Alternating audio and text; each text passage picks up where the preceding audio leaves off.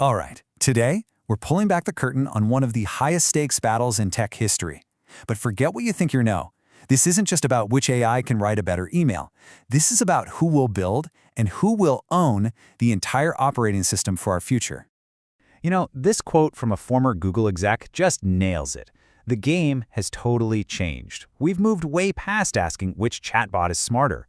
We're now in the middle of a massive conflict, a clash of totally different visions for how we're all going to work and create for decades to come. So the whole battleground has shifted. What started out as a race to see who could build the best little chatbot has exploded into a full-blown war between the giants of tech. And they're not just fighting over who has the coolest new feature, they're fighting to become the next dominant way we all use computers. Yeah, the real prize here, the thing everyone is really fighting for, isn't just having a clever AI. It's about owning the entire system, the platform that will sit between us and all this powerful technology. Whoever wins this war gets to write the rules for how business gets done for a whole generation. Okay, so to really get what's going on, you have to understand that there are two fundamentally different strategies at play. Google and OpenAI aren't just making different products, they are betting their futures on completely opposite ideas about how AI should fit into our lives. So first up, you have what's called the enterprise out strategy. Think of this as the evolution approach, not a revolution.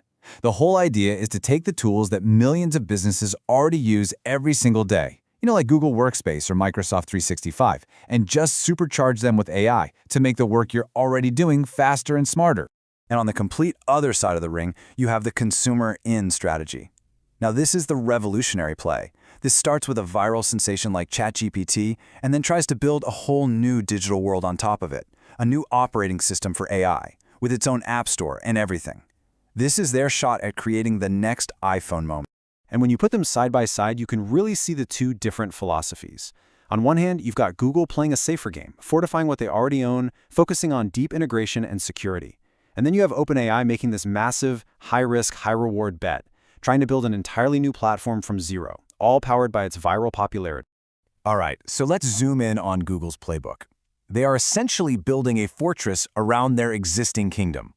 Instead of trying to discover a new world, they're making their current one so powerful, so integrated, that businesses would be crazy to even think about leaving. And they're doing this with a classic two-pronged attack.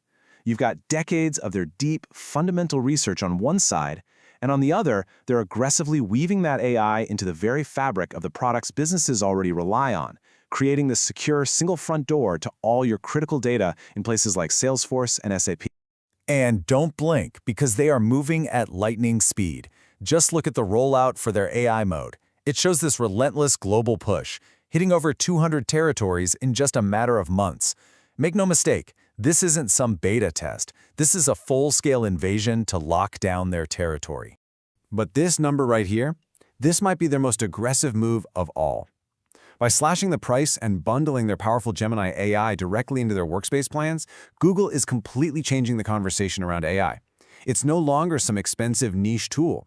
They're turning it into a cheap, everyday utility that every single employee can have. Okay, let's pivot to OpenAI's camp. And their plan, it is nothing short of audacious. They're not trying to improve the old world. They're trying to build a brand new one from scratch. This is their attempt to kickstart a full-blown platform revolution. And their playbook is deceptively simple, but it's brilliant. Step 1, get hundreds of millions of people hooked on a chatbot that feels like magic.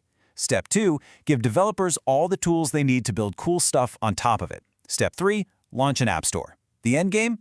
To make ChatGPT the main front door to, well, everything you do online. Now you might be thinking, that's a crazy ambition. And it is. But here's their ace in the hole. 800 million people use their products every single week. That's not just a user base, that's a distribution network that can go toe-to-toe with Apple's App Store or Google Play. It's the foundation for their entire revolution. But let's talk about money for a second, because this is where a lot of people miss the fine print. The sticker price for all these tools looks pretty similar, right? But here's the catch. For Microsoft and Google, you also have to be paying for their whole ecosystem, M365 or Workspace. ChatGPT is standalone. So the real cost for a company depends heavily on which ecosystem they're already paying for.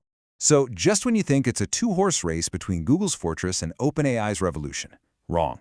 A powerful third player with a totally different philosophy enters the ring. Meta isn't playing by the same rules, and they're the wild card that could change everything. And they're asking a question that could blow this whole thing wide open. What if the most powerful AI models weren't locked away inside some corporate vault? What if they were just open for anyone to use and build on? This comment from a user on Reddit just sums up the argument perfectly. The analogy to Linux is brilliant. Linux is this open source operating system that, behind the scenes, pretty much runs the entire internet. The argument is, if that model worked for the web, why couldn't an open source model run the world of AI? And that's Meta's whole strategy. They're essentially giving away their crown jewels, their powerful Llama AI models, for free. They're making a huge bet that a global army of independent developers, all working together in the open, can innovate faster and better than any single company, no matter how big. So when you pull back, what you're seeing isn't just three companies going at it. It's three completely different philosophies, three competing visions, all battling to build our technological future. Each one is offering us a very different path forward. So it really all boils down to this. You've got the fortress from Google, safe, efficient, and all neatly integrated inside their existing walls. You have the new platform from OpenAI, a revolutionary new world built around their centralized system. And then you have the open collaboration from Meta, a decentralized future built by everyone for everyone. And that leaves us with the final massive question. The winner of this war is far from decided, and it really forces us to think about what kind of future we want. Will it be one controlled from inside a secure fortress? One dominated by a single powerful new platform? Or will it be a future that we all get to build together, out in the open? The answer is going to define the next era of our lives.